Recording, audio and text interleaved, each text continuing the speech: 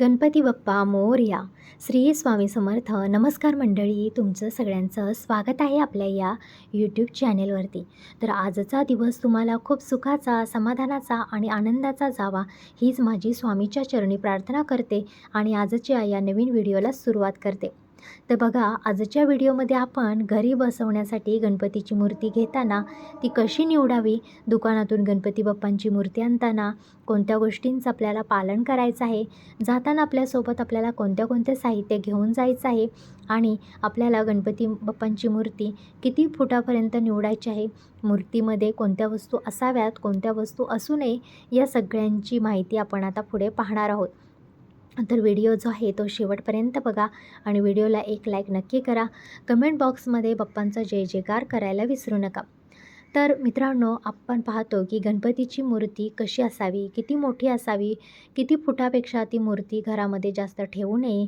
गणपतीची मूर्ती आणताना जर ती भंगली, कुठे तिला टवका गेला तर काय करावं, या सगळ्यांची माहिती आता आपण पुढे पाहणार आहोत. तर मित्रांनो, आपण पाहणार आहोत की गणपतीची मूर्ती आहे ती ठराविक फुटापर्यंतच आपल्या घरामध्ये ठेवा असं सांगितलं जातं. आणि गणपती जे आहे ते आपल्या मुख्य असतात, कारण की गणपती बाप्पांचं जेवढी आपण पूजा करेल तेवढं आपल्यावरचं संकट जे आहे ते नाहीसं होत असतं. तर बऱ्याच प्रश्नांची जी काही उत्तरे आहेत ते आपल्याकडे नसतात, पण या सगळ्या प्रश्नांची उत्तरे मी आज तुमच्यासाठी घेऊन आलेली आहे. आणि त्यातला त्या तुमचा सगळ्यांचा खास असा प्रश्न म्हणजे, तुमच्याकडे चांदीची मूर्ती आहे किंवा सोन्याची मूर्ती आहे, मग ती आम्ही 10 दिवस त्यांचं पूजन केलं तर चालेल का? आणि मग अनंत चतुर्थी दिवशी ती मूर्ती घरातच ठेवली, कपाटात ठेवली तर चालेल का? तर नंतर ती मूर्ती घरात ठेवून तुम्ही कपाटामध्ये ठेवली तर चालेल का, असं मला बऱ्याच जणांनी प्रश्न विचारला होता. तर त्याचं उत्तर नाही, कारण या 10 दिवसांमध्ये तुम्हाला जर मातीपासून बनवलेल्या पार्थिव गणेशाचीच मूर्तीचं पूजन करायचं असतं आणि त्या मूर्तीचं तुम्हाला विसर्जन देखील करायचं असतं. गणपती बाप्पांची मूर्ती घरात बसवण्यासाठी जेव्हा आपण मार्केटमध्ये जातो, तेव्हा ती मूर्ती जी आहे ती चूज करून घेताना तुम्हाला 1 फूट किंवा 1.5 फुटापर्यंतच ती मूर्ती असावी, त्यापेक्षा मोठी मूर्ती नसावी. मूर्ती एका व्यक्तीला आपल्या दोन्ही हातांनी व्यवस्थित उचलता येईल किंवा आपल्याला कोणताही त्रास होणार नाही अशी मूर्ती आपल्याला घरात आणायची आहे. म्हणजेच याचा अर्थ काय, की बाप्पा आपल्या घरात येताना किंवा आपल्या घरातून बाहेर जाताना आपल्याला कोणता त्रास होणार नाही, तेव्हाच आपल्या घरामध्ये सुख समृद्धी ही टिकून राहत असते. त्यानंतर मूर्ती एका गणपतीची मूर्ती घेताना सर्वात अगोदर गणपती बाप्पांचे डोळे आणि गणपतीचे ओठ बघायचे आहेत. म्हणजे गणपतीचा चेहरा हा हसरा आहे का, हसणारी मूर्ती आपल्याला घ्यायची आहे. आणि डोळे त्यांचे अगदी व्यवस्थित उघडलेले पाहिजेत. डोळे खूप बोलके आहेत का, अशी गणपती बाप्पांची मूर्ती तुम्हाला चूज करायची आहे. गणपतीचे ओठ हे व्यवस्थित आणि हसणारे असले पाहिजेत. त्याचबरोबर सिंहासनावर बसलेले गणपतीची मूर्ती, बाप्पांची मूर्ती ही आपल्याला घ्यायची आहे. त्यांच्या व्यवस्थित ते बसलेले आहेत का, त्यांना टेकण्यासाठी लोड आहे का, तकिया आहे का, हे बघूनच गणपती बाप्पांची मूर्ती तुम्हाला घ्यायची आहे. बाप्पा अगदी आरामशीर बसलेला पाहिजे, त्याच्या चेहऱ्यावरती हास्य, स्मित पाहिजे. रागीट चेहऱ्याची मूर्ती तुम्हाला घ्यायची नाही.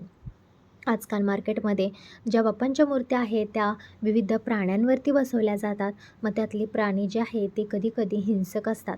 म्हणजे गरुडावर बसलेली, सापावर बसलेली असे जे प्राणी असतात त्याच्यावर बसलेल्या मूर्त्या ज्या आहेत ते तुम्हाला घ्यायच्या नाहीत.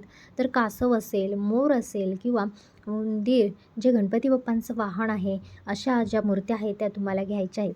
उंदीर मामांच्या शिवायची जी गणपतीची मूर्ती आहे ती तुम्ही घरात आणू नये, कारण की अशा ठिकाणी बाप्पा वास्तव करत नाहीत. बाप्पांचं वाहनच आहे उंदीर मामा आणि ते उंदीर मामांच्या शिवाय आपण आता स्टोरीमध्ये सुद्धा बघतो की कुठेही जात नाहीत किंवा त्यांच्याशिवाय एक दिवससुद्धा ते राहू शकत नाहीत. त्यामुळे उंदीर मामा हे प्रत्येक आपल्या गणपतीच्या मूर्तीच्या शेजारी आपल्याला पाहिजेच आहेत. तशीच मूर्ती तुम्हाला घ्यायची आहे. सर्वात महत्त्वाची गोष्ट म्हणजे हीच आहे. त्यानंतर आपण पाहतो की जेव्हा गणपती बाप्पांची मूर्ती त्यांच्या सहफॅमिली म्हणजे शिव आणि पार्वती मातेसमोर बसलेले असतात, मांडीवरती बसलेले असतात, अशी मूर्ती या दिवशी तुम्हाला घरामध्ये स्थापन करायची नाही. ही गोष्ट आवर्जून तुम्हाला लक्षात ठेवायची आहे. त्यानंतर जे आहे ती अजून एक महत्त्वाची गोष्ट म्हणजे, मूर्ती घेताना मूर्ती एकदंत, चतुर्भुज, पाशक, अंकुश धारण केलेली असावी. म्हणजेच काय, तर बाप्पांची मूर्ती जी आहे ती मूर्तीला 4 हात असावे. मागच्या 2 हातामध्ये जी शस्त्र असतात ती असावीत. समोरचा उजवा हात हा आशीर्वाद देताना पोझिशनमध्ये असतो, तर त्याचा दुसरा हात जो आहे तो मोदक घेताना अगदी व्यवस्थितपणे उघडा असावा. म्हणजेच तळ हात हा उघडा असला पाहिजे. त्या दुसऱ्या हातावरती आपल्याला मोदक व्यवस्थित ठेवता आला पाहिजे. अशी मूर्ती आपल्याला घरामध्ये घेऊन यायची आहे. घरात बसवण्यासाठी अशा मूर्त्या तुम्हाला निवडायच्या आहेत.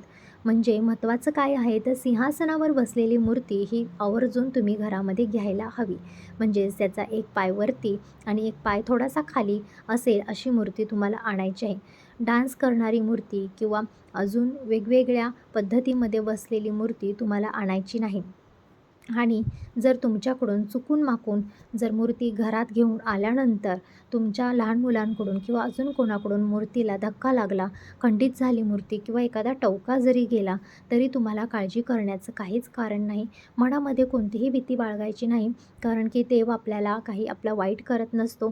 आपल्याकडून चुकून माकून झालेलं आहे.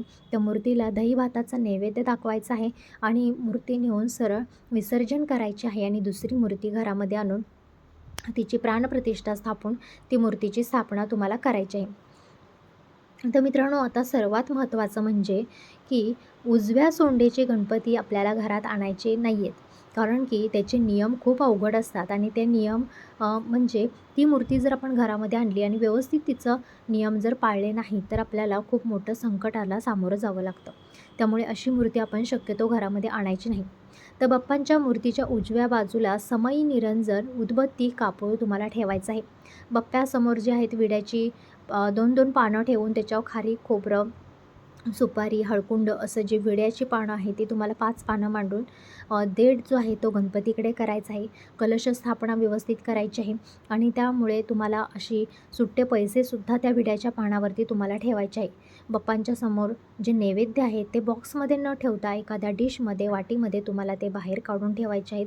बॉक्समध्ये झाकून असे नैवेद्य तुम्हाला ठेवायचे नाहीत. बाप्पांना जे आहेत रोज वेगवेगळ्या प्रकारची फळं तुम्हाला द्यायची आहेत. म्हणजे तुम्ही आज ॲपल ठेवले, उद्या पेरू ठेवू शकता, त्याच्यानंतर केळी ठेवू शकता. एकदमच रोज 5 फळं एकाच दिवशी ठेवलेत आणि ती शेवटच्या दिवसापर्यंत तुम्ही ठेवलेत असं करू नका. पहिल्या दिवशी भले तुम्ही 1 ॲपल ठेवलं तरी चालेल, पण 1 ॲपल ठेवा. त्याच्यानंतर तुम्ही अर्धा डझन केळी ठेवा. त्याच्यानंतर तुम्हाला 2-3 मोसंबी ठेवा. त्याच्यानंतर चिकू ठेवा. अशा पद्धतीचे तुम्हाला वेगवेगळे जे फळं आहेत ते तुम्हाला ठेवायचे आहेत. शक्यतो तुम्हाला रोज मोदक बनवायचे आहेत बाप्पांच्या नैवेद्यामध्ये. पण तुम्हाला जर शक्य नसेल तर पहिल्या दिवशी आणि शेवटच्या दिवशी बाप्पांच्या नैवेद्यामध्ये तुम्हाला मोदक बनवायचे आहेत. आणि बाप्पांची मूर्ती ही घरी आणताना तुम्हाला ती झाकून स्वच्छ रुमाल चेहऱ्यावरती झाकून मगच मूर्ती घरी आणायची. बाहेर येताना कोणालाही त्यांचा चेहरा तुम्हाला दाखवायचा नाही. मूर्ती घरात आणल्यानंतर बाहेर उंबऱ्याच्या बाहेर जो मूर्ती घेऊन आलेला आहे त्याच्या पायावरती तुम्हाला पाणी घालायचं आहे. बाप्पांच्या पायावरती थोडंसं पाणी शिंपडायचं आहे.